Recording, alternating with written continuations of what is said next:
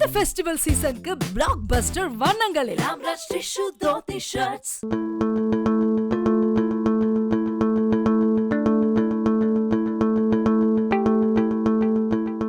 பிரபல கிரிக்கெட் வீரராக இருந்து அரசியல்வாதியாக மாறிய இம்ரான்கான் 2018ஆம் ஆண்டு பாகிஸ்தானின் பிரதமராக தேர்ந்தெடுக்கப்பட்டார். ஆனால் பாகிஸ்தான் ராணுவத்துடன் ஏற்பட்ட முரண்பாடு காரணமாக 2022ஆம் ஆண்டு நம்பிக்கையில்லா வாக்கெடுப்பின் மூலம் தோற்கடிக்கப்பட்டு பிரதமர் பதவியிலிருந்து தூக்கி எறியப்பட்டார் இம்ரான்கான். பிரதமர் பதவியிலிருந்து வெளியேற்றப்பட்டதிலிருந்து இம்ரான்கான் சிறையில் அடைக்கப்பட்டார். மேலும் தேர்தலில் போட்டியிட தடை உள்ளிட்ட பல்வேறு அடக்குமுறைகளுக்கு அவரது கட்சியினரும் ஆளாகியுள்ளனர்.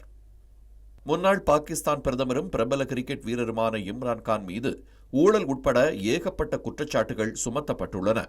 பாகிஸ்தானில் பிரதமர் உள்ளிட்ட தலைவர்களுக்கு வெளிநாட்டு தலைவர்கள் அளிக்கும் பரிசுகள் அனைத்தும் அரசு கருவூலத்தில் சேர்க்கப்படும். பிரதமராக இருந்த காலத்தில் விலை உயர்ந்த ஆபரண பரிசு இம்ரான்கானுக்கு வழங்கப்பட்டது. அரசு கருவூலத்தில் சேர்க்காமல் முறைகேடான வழியில் அந்த பரிசை எடுத்துக்கொண்டதாக இம்ரான்கான் மீது ஊழல் வழக்கு பதிவு செய்யப்பட்டது.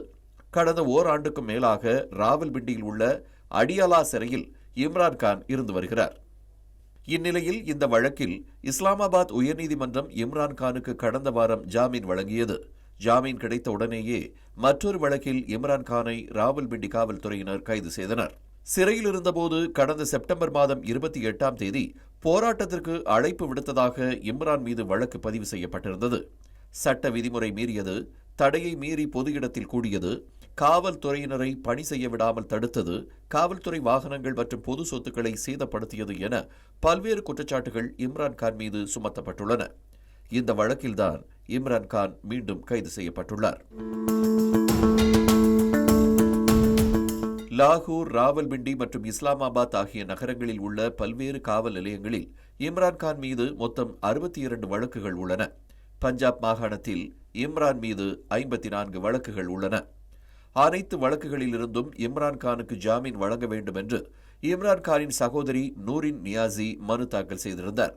ஆனால் லாகூர் நீதிமன்றம் ஜாமீன் மனுவை தள்ளுபடி செய்துவிட்டது. எனவே இம்ரான்கான் இப்போதைக்கு விடுதலை ஆவதற்கு வாய்ப்புகள் இல்லை என்று கூறப்படுகிறது.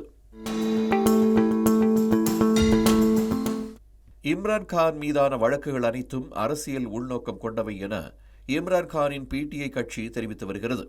இந்நிலையில் கடந்த திங்கட்கிழமை இம்ரான்கானை விடுதலை செய்ய கோரி பாகிஸ்தான் தெஹ்ரிக்-இ-இன்சாஃப் கட்சியினர் பஞ்சாப் மாகாணம் ஹசன் அப்தலிலிருந்து தலைநகர் இஸ்லாமாபாத்தை நோக்கி பிரம்மாண்ட பேரணியாக சென்றனர். அவர்களின் நோக்கம் மத்திய இஸ்லாமாபாத்தில் உள்ள டெமோக்ரசி சவுக் எனப்படும் டி சவுக்கை அடைவதாகும். பாகிஸ்தானின் பிரதமர் அலுவலகம், நாடாளுமன்றம் மற்றும் உச்சமன்றம் உட்பட பல முக்கிய அரசு துறைகள் உள்ள நகர சதுக்கமே டி சவுக் ஆகும். இது ஜின்னா அவென்யூ மற்றும் அரசியலமைப்பு அவென்யூ சந்திப்பு சேரும் இடமாகும். தடையை மீறி போராட்டம் நடத்தும் இம்ரான் ஆதரவாளர்களை கண்டதும் சுட உத்தரவு பிறப்பிக்கப்பட்ட நிலையிலும் அவர்கள் தலைநகருக்குள் நுழைந்தனர். போராட்டக்காரர்களுக்கும் ராணுவ படையினருக்கும் நடந்த மோதல் வன்முறையாக மாறியது. இந்த மோதலில் போலீசார் உட்பட 6 பேர் கொல்லப்பட்டனர். மேலும் பல 100 பேர் காயமடைந்தனர். சுமார் 500க்கும் மேற்பட்டோர் கைது செய்யப்பட்டுள்ளனர். போராட்டத்திற்கு தலைமை தாங்கிய இம்ரான்கானின் மனைவி புஷ்ரா பீபி மற்றும் அலி அமீன் கந்தாபூர் ஆகியோர் இருக்கும் இடம் இன்னும் தெரியவில்லை. ஹரிபூர் வழியாக கைபர் பக்துன்க்வாவுக்கு அவர்கள் தப்பிச் சென்றதாக கூறப்படுகிறது.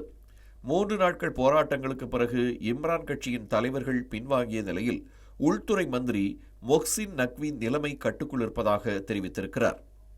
கடந்த வாரம் இம்ரானின் ஆதரவாளர்கள் பாகிஸ்தான் ராணுவ தளபதிகளின் வீடுகளை முற்றுகையிட்டதோடு பாகிஸ்தான் ராணுவ தலைமையகத்தையும் தாக்கினார்கள் என்பது குறிப்பிடத்தக்கது.